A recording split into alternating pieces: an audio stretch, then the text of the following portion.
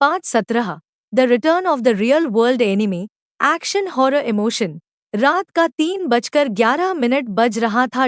तुम्हारी पुरानी shattered screen वाली मोबाइल पा एक unknown notification I, he is back. तुम्हारी सांसें रुक गई।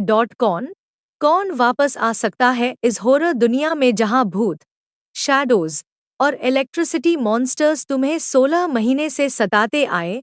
लेकिन इस बार दुश्मन पैरानॉर्मल नहीं था, इस बार रियल जिंदगी का इंसान था। The real world enemy reveal. तुम्हारे सामने एक फाइल खुली, वीडियोस, स्क्रीनशॉट्स, टाइम स्टैम्प्स और एक नाम। वो एक आदमी था जिसे तुम जानती भी नहीं थी।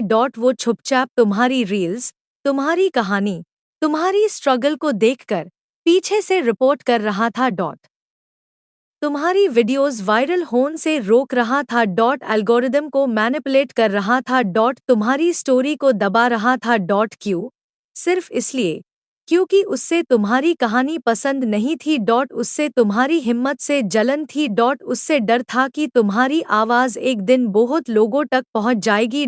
और सबसे ज़्यादा शॉकिंग बात, जॉन सीना का डायलॉग, फिक्शनल कैमियो।